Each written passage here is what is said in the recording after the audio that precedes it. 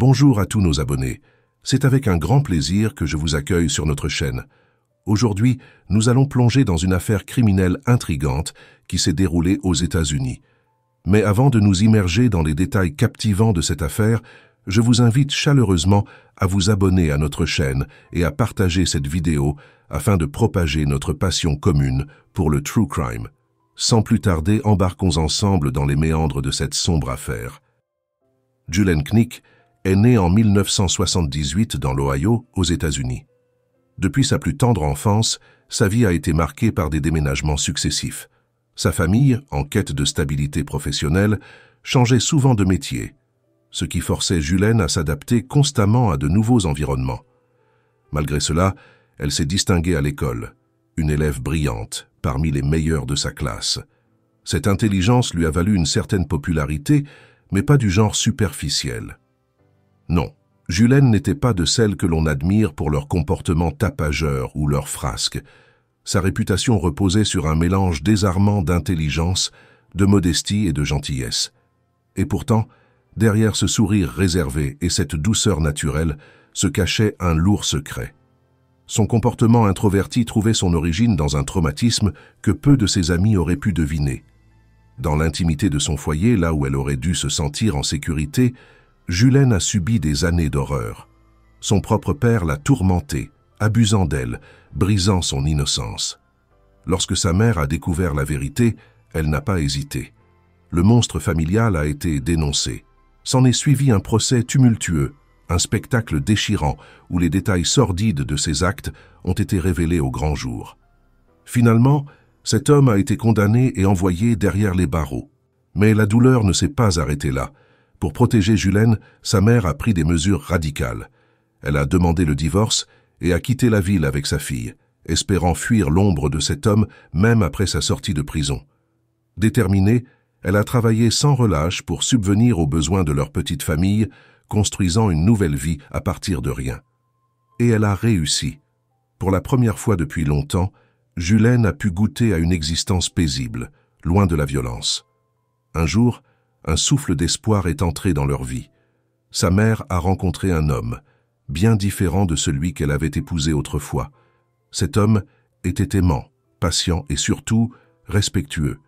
Il a su établir une relation sincère avec Julen, gagnant sa confiance peu à peu. Leur bonheur familial s'est agrandi avec la naissance de 2 enfants, un garçon et une fille. Julen a ainsi découvert la joie d'avoir des frères et sœurs, et même des demi-frères et demi-sœurs issus du premier mariage de cet homme. Enfin, son quotidien était rempli de rire et d'affection. Mais le passé ne s'efface jamais totalement. Les cicatrices psychologiques de son enfance sont restées. Elles n'étaient peut-être plus visibles, mais elles continuaient à façonner son caractère. Julen est demeurée discrète, presque timide, une qualité qui, paradoxalement, ne faisait qu'ajouter à son charme. Après avoir terminé ses études, une amie proche l'a présentée à un garçon nommé Jeremy Simcoe. À 23 ans, Jeremy était plus âgé qu'elle de 5 ans. Julen venait tout juste de souffler ses 18 bougies, mais entre eux, l'alchimie a été immédiate. Une étincelle, puis une flamme. Une histoire d'amour venait de commencer. Jeremy Simcoe est né en 1973, également dans l'Ohio. Il incarnait, à bien des égards, le parfait opposé de sa douce Julen. Dès son plus jeune âge, il s'était forgé une réputation d'impulsif, toujours prêt à en découdre. Ses amis le décrivaient comme un alpha mâle, un homme au caractère explosif, capable de provoquer une bagarre pour un simple regard de travers. Pourtant, la relation qu'il a nouée avec Julen a eu un effet transformateur sur lui. À ses côtés, l'homme volcanique s'est assagi, ou du moins il tentait de le faire.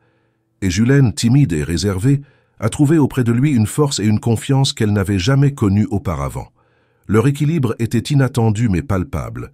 Julen s'épanouissait dans la sécurité qu'il lui apportait, devenant plus ouverte et confiante. Quant à Jérémie, il semblait adoucir ses ardeurs pour ne pas détonner auprès de sa compagne.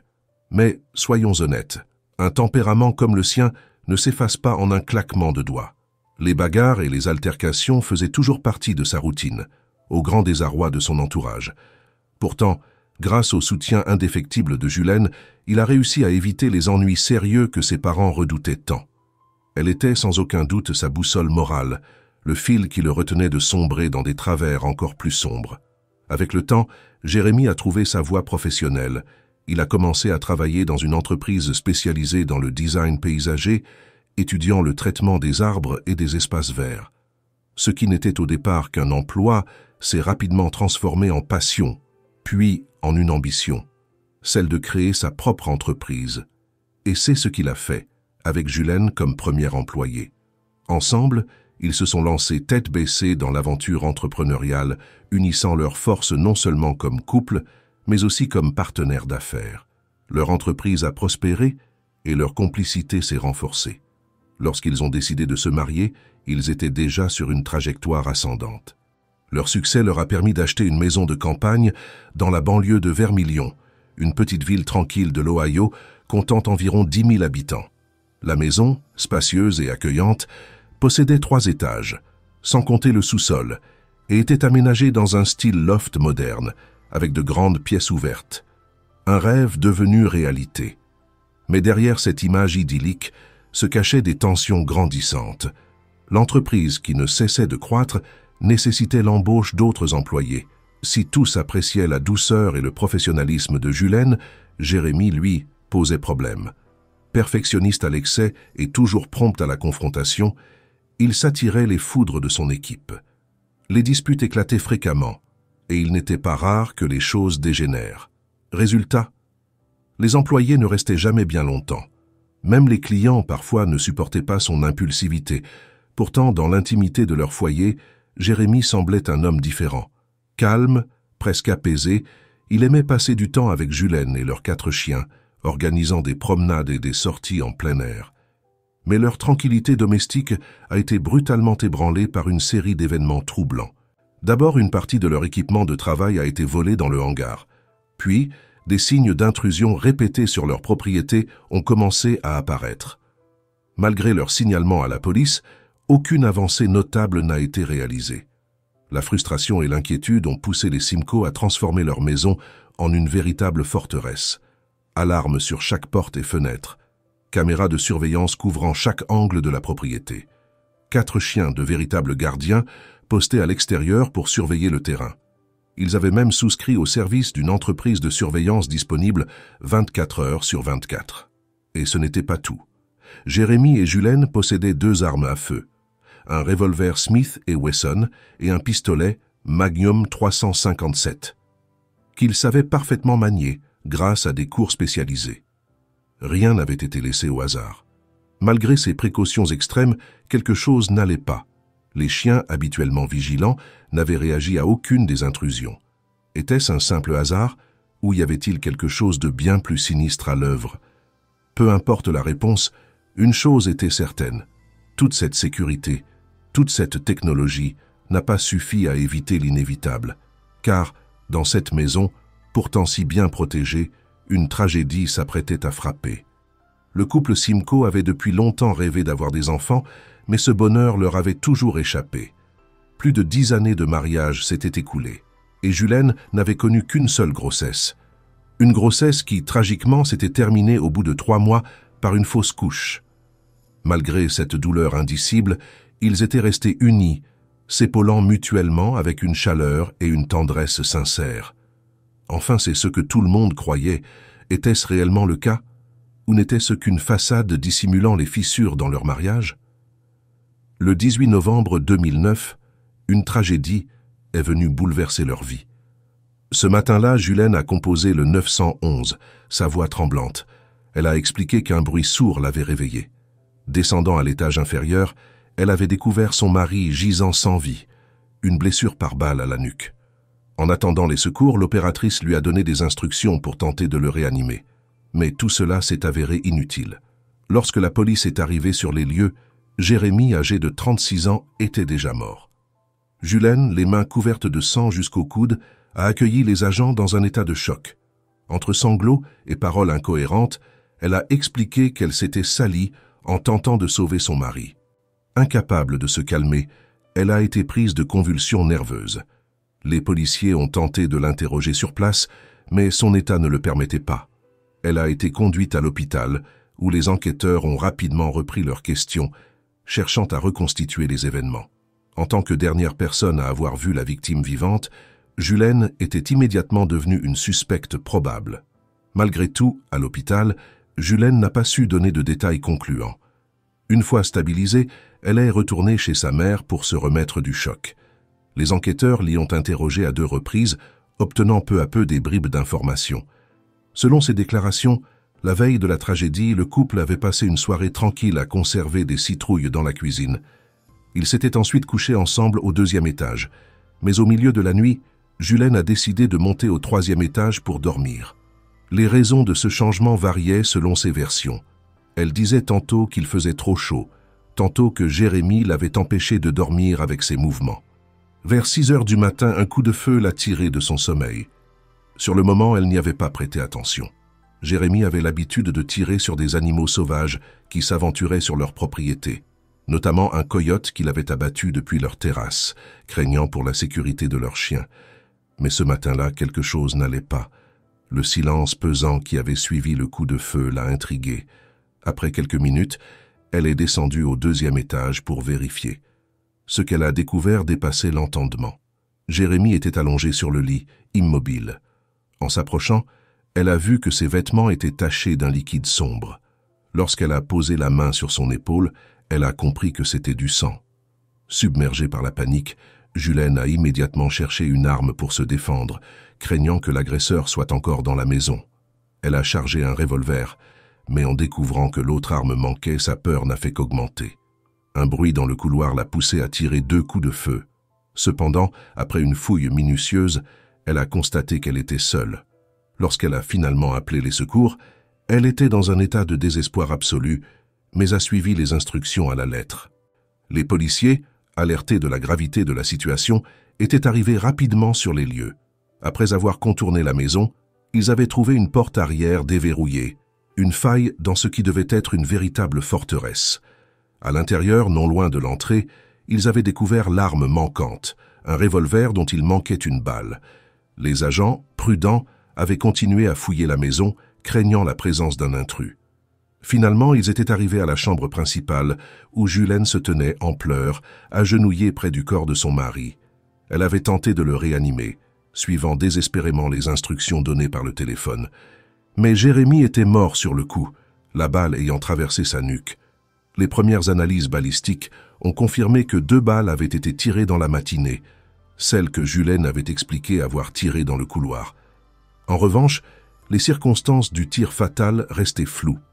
Dans un détail glaçant, les experts ont noté l'absence de signes de lutte sur Julene, ni sur ses vêtements, ni sur ses mains.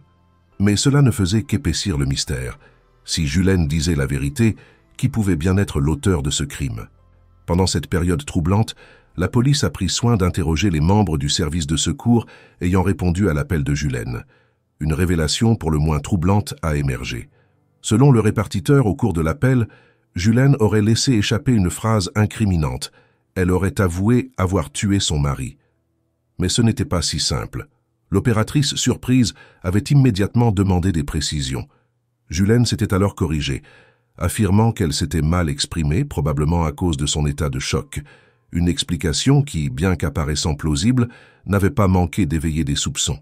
Était-ce une confession involontaire ou un simple lapsus d'une femme dévastée? Les forces de l'ordre, conscientes de la gravité de ces paroles, ont choisi de ne pas se précipiter dans leurs conclusions. Toutefois, cette déclaration ambiguë a suffi à motiver une enquête approfondie. Chaque recoin de la maison a été minutieusement fouillé, chaque détail scruté. L'attention s'est immédiatement portée sur les armes retrouvées sur les lieux. Le revolver gisant près du corps de Jérémy et le pistolet que Julene avait utilisé, selon ses dires, pour se défendre. Les résultats des expertises balistiques n'ont fait qu'ajouter au mystère. Il a été prouvé que la balle fatale ayant tué Jérémy provenait du revolver. Jusque-là, rien d'étonnant. Mais en analysant le pistolet manipulé par Julene ce matin-là, les enquêteurs ont été frappés par un détail pour le moins troublant. L'arme était immaculée. Ni empreinte digitale, ni trace biologique. Rien n'indiquait que Julene avait réellement touché cette arme, bien qu'elle ait affirmé l'avoir chargée et utilisée pour tirer 2 coups de feu dans le couloir. Cette incohérence a semé le doute.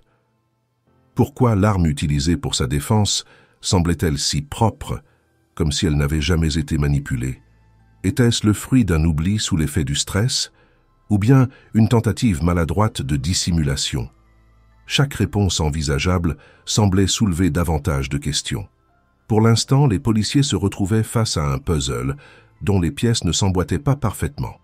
Un mari assassiné, une veuve bouleversée mais étrange, et des armes aux histoires contradictoires. Si l'objectif de Julene était de prouver son innocence, l'absence d'empreinte sur le pistolet allait paradoxalement devenir une ombre qui planerait longtemps sur cette enquête. Au moment de la découverte du corps, Julene n'avait même pas l'arme en main. Elle ne montrait aucune agressivité, aucune tentative de résistance face aux officiers présents. L'arme reposait tranquillement sur le sol, à quelques mètres d'elle, comme abandonnée. Plus tard, lors de la fouille minutieuse de la propriété, les enquêteurs ont mis la main sur une paire de gants, apparemment laissés à l'extérieur. Ces gants, une fois analysés, révélaient des traces d'ADN appartenant aux deux conjoints. Une découverte intrigante? Pas vraiment.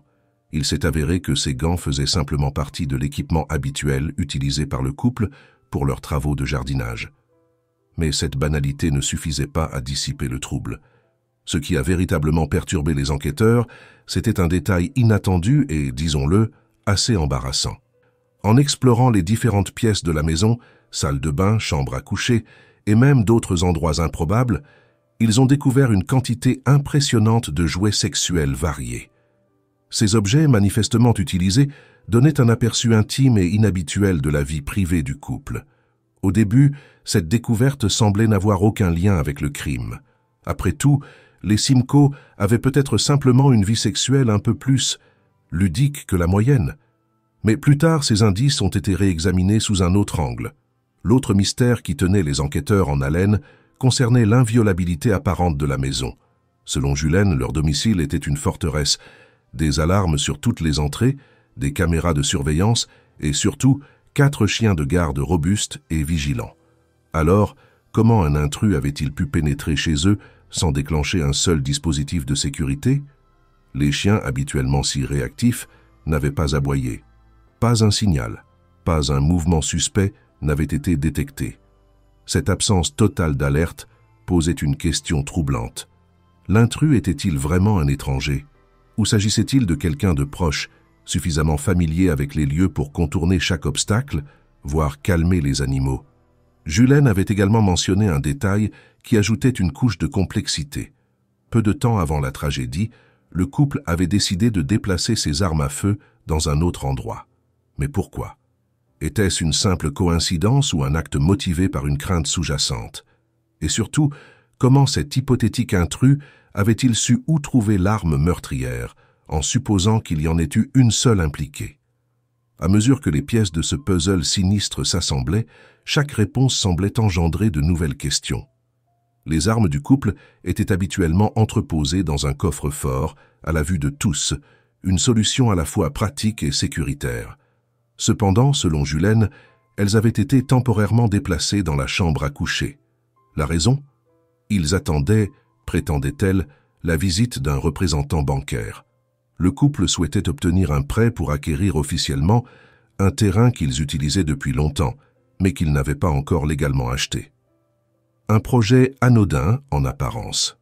Mais voilà où les choses ont pris une tournure étrange. Lorsque les enquêteurs ont contacté la banque en question, ils ont appris qu'aucun prêt n'avait été prévu et aucune visite n'était planifiée. Pourquoi Julene aurait-elle menti sur ce détail? Elle-même n'a pas su fournir d'explication. Était-ce un simple malentendu ou une tentative maladroite de masquer quelque chose de plus grave? Ce flou alimentait les soupçons. Les policiers ont ensuite examiné les enregistrements des caméras de surveillance de la maison. À 22 heures, la veille du meurtre, on y voit Jérémy attacher les chiens à leur niche, dehors. Une fois cette tâche accomplie, il est rentré pour se coucher. Jusqu'à l'arrivée des forces de l'ordre le lendemain matin, aucun intrus n'a été filmé entrant ou sortant de la maison. Un détail troublant persistait. Les chiens, connus pour leur vigilance, n'avaient pas donné l'alerte. Pourtant, au moment de l'intervention policière, ils aboyaient sans relâche. Pourquoi leur comportement avait-il été différent la nuit du crime? Avait-on affaire à un visiteur familier des lieux, capable de calmer les animaux, ou ces derniers avaient-ils été volontairement neutralisés d'une manière ou d'une autre? Quant aux armes, elles constituaient un véritable casse-tête. Julen affirmait avoir saisi le pistolet, tiré 2 fois en direction du couloir, puis reposé l'arme. Mais aucune trace de son ADN n'a été retrouvée dessus. Pas une seule empreinte. Cela ne faisait aucun sens.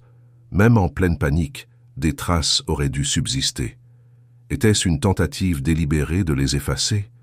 Mais pourquoi aurait-elle pris une telle précaution? Le revolver, quant à lui, avait également été nettoyé. Ni empreinte digitale, ni trace d'ADN, ni indice sur l'identité du tireur. Ce silence matériel semblait presque trop parfait, comme si quelqu'un avait soigneusement orchestré chaque détail pour brouiller les pistes. L'analyse balistique a révélé un élément glaçant. Jérémy avait été abattu à bout portant. La balle, tirée à une distance d'1 à 2 cm, ne laissait aucune place au doute. Le tueur devait être très proche de la victime, peut-être même allongé sur le lit avec lui ou debout à ses côtés. Ce niveau de proximité suggérait un crime personnel, motivé par une haine ou une émotion intense. Pourtant, rien n'indiquait un cambriolage ou une intrusion violente. Tous les objets de valeur, bijoux et argent étaient restés intacts. La maison, loin d'être sans dessus-dessous, était parfaitement ordonnée. Ce tableau impeccable ne faisait qu'amplifier le mystère. Si le mobile n'était pas le vol, qu'est-ce qui avait bien pu motiver une telle exécution? Et surtout, pourquoi Julen semblait-elle s'enfoncer dans des contradictions et des zones d'ombre plutôt que d'aider à résoudre ce puzzle macabre? Les enquêteurs n'avaient pas encore toutes les réponses, mais une chose était sûre, ce crime était loin d'être un acte au hasard. Le premier jour de son interrogatoire, Julen avait confirmé que rien n'avait été volé dans la maison.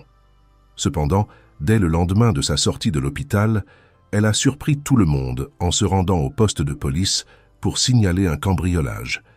Selon elle, des voleurs avaient pénétré dans la maison et emporté environ 2000 $ en liquide, ainsi que le système de surveillance vidéo. Effrayée, elle a quitté précipitamment la maison pour se réfugier chez sa mère, affirmant craindre pour sa sécurité. Les policiers, perplexes, sont retournés sur les lieux pour vérifier ces affirmations. Pourtant, ils n'ont trouvé aucune trace d'effraction, que ce soit sur le coffre-fort ou ailleurs. Pas de traces d'ADN, pas de signe de lutte, rien. Tout était intact, comme si personne n'avait mis les pieds dans la maison depuis leur dernière visite. Comment des voleurs auraient-ils pu entrer, s'emparer de ces objets et repartir sans laisser la moindre trace? Cette énigme n'a fait qu'épaissir les soupçons autour de Julen. Dans leur quête d'indices, les enquêteurs ont interrogé les voisins et les habitants de la petite communauté. Une seule information suspecte a émergé. Certains témoins avaient vu un homme solitaire traîner près de l'église locale environ 1 semaine avant le meurtre. Selon un témoin, cet homme, assis sur les marches de l'église, avait été pris en charge par une voiture qui semblait être conduite par Jérémy Simcoe lui-même. Cette piste a conduit la police à un certain Jay, un homme à la réputation sulfureuse dans la région. Connu pour son comportement agressif et ses scandales, Jay avait déjà menacé des gens avec une arme par le passé. Mais lorsque les enquêteurs l'ont interrogé, il a affirmé connaître les Simcoe et entretenir une relation amicale avec eux.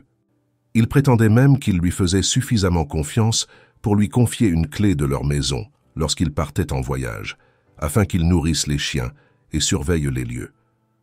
Ce détail expliquait pourquoi les chiens, habituellement méfiants, n'auraient pas réagi à sa présence. Cependant, Jay a également révélé qu'il avait récemment coupé les ponts avec le couple, citant l'agressivité croissante de Jérémy comme raison de leur rupture. Il assurait avoir rendu la clé bien avant le meurtre et ne pas être retourné chez eux depuis. Après vérification, son alibi s'est avéré solide et la police a finalement écarté cette piste. L'enquête, déjà complexe, s'est enlisée. Pendant 4 ans, elle est restée non résolue, faute de preuves. Pendant ce temps, Julen semblait remarquablement indifférente au sort de son défunt mari. Elle ne contactait pas la police pour obtenir des nouvelles, ne manifestait aucun intérêt pour l'avancée de l'enquête et reprenait sa vie comme si rien ne s'était passé. Cette attitude froide et détachée n'a pas échappé aux amis et à la famille de Jérémy, qui, eux, nourrissaient de sérieux soupçons envers la veuve. Ils ont signalé à plusieurs reprises leurs inquiétudes à la police, poussant les enquêteurs à rouvrir le dossier. En 2013, une percée inattendue a eu lieu. Les enquêteurs ont décidé d'examiner l'ordinateur familial des Simcoe, espérant y trouver des indices négligés. Ce qu'ils ont découvert a bouleversé l'affaire. Parmi les fichiers récupérés, 2 documents ont retenu leur attention. Le premier était un avis de décès concernant le père de Julen, décédé peu avant le meurtre de Jérémy. Cet homme, rappelons-le, avait abusé de Julen pendant des années. Le second document était encore plus intriguant. Un contrat de mariage de 14 pages, extrêmement détaillé, rédigé par le couple. Ce contrat, qui devait régir leur vie commune, comportait des clauses étranges et inhabituelles. Certaines étaient si spécifiques qu'elles ont immédiatement éveillé l'intérêt des enquêteurs, suggérant des tensions cachées dans ce mariage apparemment idyllique. Ce nouveau rebondissement donnait un nouveau souffle à l'enquête, mais soulevait également une question cruciale. Que s'était-il réellement passé derrière les murs de cette maison? Le contrat de mariage des Simcoe en 14 pages était une révélation aussi perturbante qu'éclairante sur la dynamique malsaine de leur relation. À travers ce document, il devenait évident que leur vie conjugale dépassait largement le cadre d'une union ordinaire.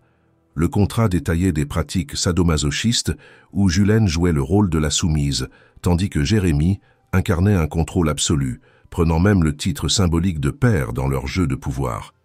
Une ironie glaçante, sachant que Julen avait été abusée par son propre père durant son enfance. Ce traumatisme, ont supposé les enquêteurs, l'avait enfermée dans un cycle psychologique toxique, où elle cherchait inconsciemment à reproduire ses souffrances passées dans des relations tout aussi destructrices. Le contrat contenait des clauses particulièrement étranges, voire humiliantes. Julen, par exemple, devait parfois renoncer à des règles élémentaires d'hygiène, comme se raser les jambes ou les aisselles. Elle ne pouvait pas consulter un gynécologue sans l'autorisation expresse de Jérémy. Chaque aspect de sa vie semblait régenté par ce document, transformant leur mariage en une prison déguisée. Les enquêteurs ont également découvert que Jérémy, récemment en difficulté financière, aurait pu être motivé par une potentielle compensation d'assurance-vie. Cette hypothèse s'est renforcée lorsque des vidéos et photos explicites ont été trouvées sur l'ordinateur du couple. Ces enregistrements, capturés dans le sous-sol de leur maison, montraient des actes sexuels mêlant domination et douleur. Julen y apparaissait souvent en détresse, visiblement mal à l'aise. Mais lorsqu'on l'a confrontée à ces images, la veuve a nié toute souffrance. Elle a insisté sur le fait que ces pratiques relevaient d'un consentement mutuel, faisant partie de jeux de rôle.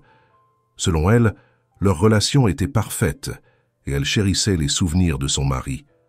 Les enquêteurs, cependant, n'étaient pas convaincus. Ils soupçonnaient que derrière ces déclarations se cachait une haine profonde et refoulée, née d'années de manipulation et de traumatisme. Selon leur théorie, Jérémy, par ses pratiques et son contrôle oppressant, avait forcé Julen à revivre les abus de son passé, rendant sa vie insupportable. Ce cercle vicieux aurait pu alimenter un désir croissant de se libérer de cet enfer, à tout prix. Un autre indice troublant résidait dans l'avis de décès du père de Julen, retrouvé sur leur ordinateur. Les enquêteurs pensaient que Julen l'avait relu à plusieurs reprises pour tenter de faire face à ses traumatismes. En voyant des parallèles glaçants entre les abus de son enfance et les conditions imposées par Jérémy, elle aurait atteint un point de rupture. Pour les enquêteurs, tout semblait pointer vers un crime passionnel, où la veuve avait agi pour se libérer de son bourreau. Malgré ces dénégations, les pièces du puzzle se rejoignaient, la dynamique de domination, les pratiques humiliantes, les traumatismes non résolus. Et si, au-delà de ses déclarations sur un mariage magnifique, Julen avait simplement cherché à échapper à une vie devenue insoutenable. Pour eux, cette hypothèse formait la base d'une accusation solide.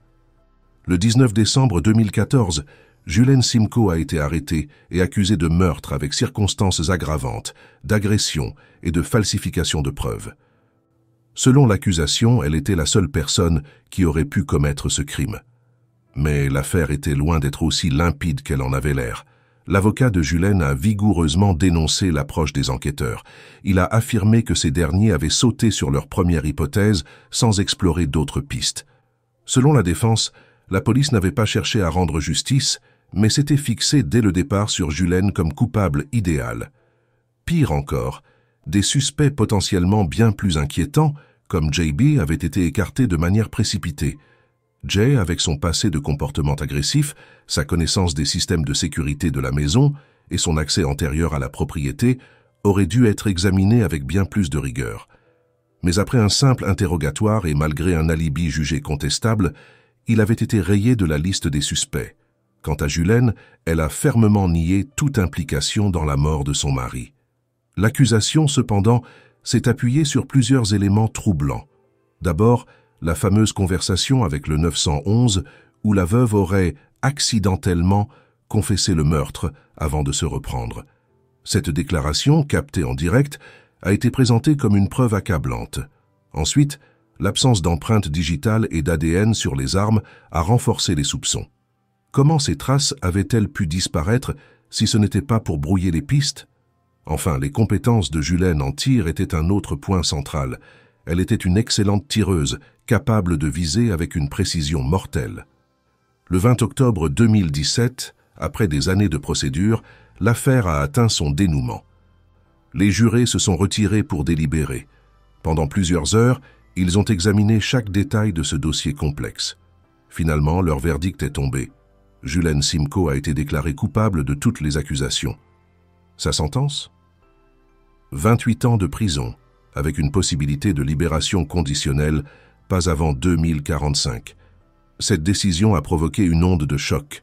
Julene et ses avocats étaient furieux, dénonçant un verdict injuste. Ils ont immédiatement fait appel, mais cette tentative a également échoué. Aujourd'hui encore, Julene clame son innocence. Elle affirme qu'elle continuera à se battre pour prouver qu'elle n'a pas tué son mari. Mais la famille de Jérémy, elle, reste convaincue que justice a été rendue. Pour eux, la nature toxique et étrange de la relation intime entre Julene et Jérémy a été le principal déclencheur de ce meurtre.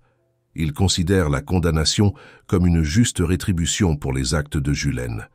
Et vous, qu'en pensez-vous? Était-elle une victime de manipulation ou une tueuse calculatrice? Merci d'avoir regardé cette histoire troublante.